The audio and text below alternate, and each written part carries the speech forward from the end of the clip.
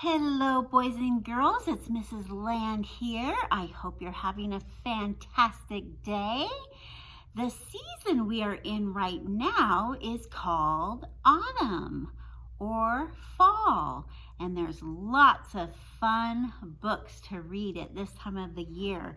The one I have today is called Picking Apples and Pumpkins. Have you ever been to an apple orchard or a pumpkin patch? Well, some of these pictures might look familiar to you. Let's dive in. Picking apples and pumpkins. Christy couldn't believe it. The day she had been waiting for had finally arrived. She and her best friends were finally going apple picking.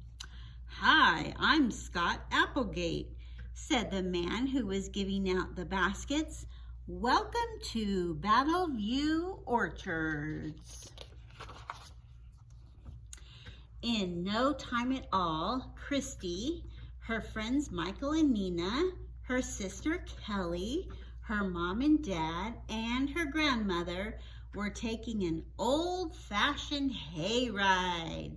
Everyone's cheeks glowed in the crisp autumn air. Doesn't that look like fun? There were red McCowns and yellow delicious apples that were ripe for picking. Christy wanted to pick both kinds.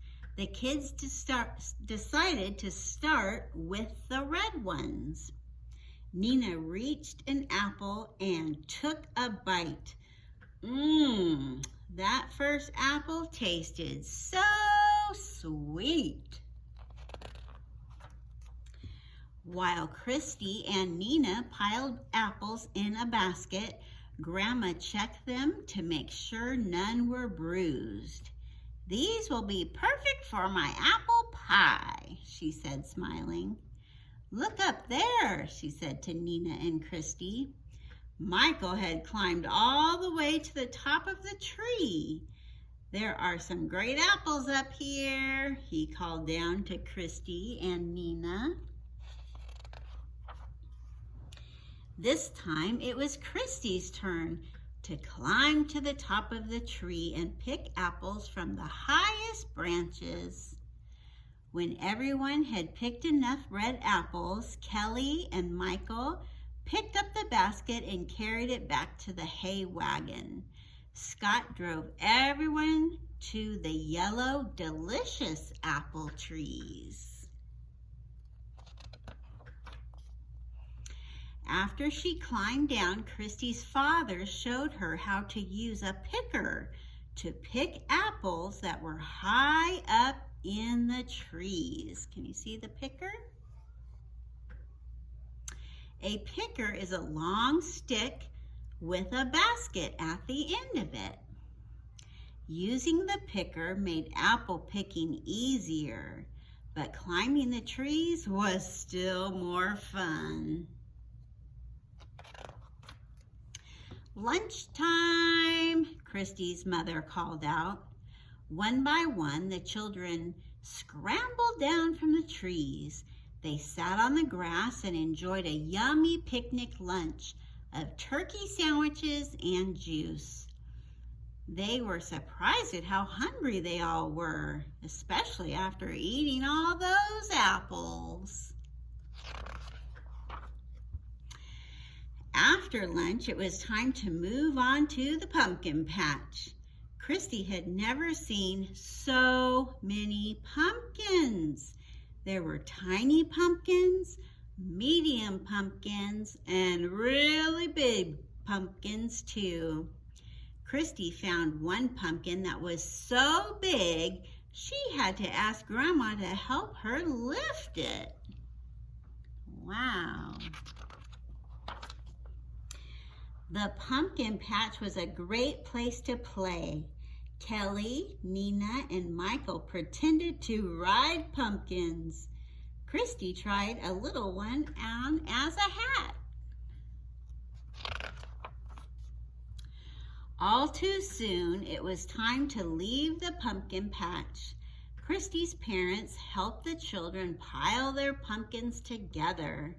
Then the kids collapsed in a tired heap. This time, Scott's hay wagon brought everyone to the farm store. While Christy's mother paid for the apples and pumpkins, Christy and her friends looked around. They were amazed by all the delicious things that could be made from apples. There were caramel apples, candy apples, apple jam, apple cake, and apple butter. There were pumpkin pies and breads too. But Christy knew that when they got home, Grandma would make the best treat of all, apple pie. Sure enough, as soon as everyone was cleaned up, Grandma asked, "Who wants to help make an apple pie?" Of course, everyone did.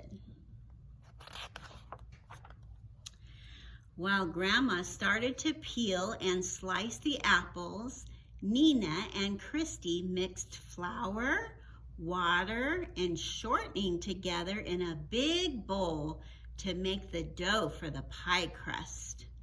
When the dough was ready, the girls rolled it out flat with a rolling pin. Grandma helped the girls put the dough in a pie pan. Then they piled on the apple slices and covered the pie with more dough. When at last the pie was in the oven, Christy felt sad. Her special day was ending far too quickly. But Christy's big day wasn't over yet. Her father had a surprise for her. "Let's make jack-o'-lanterns," he said.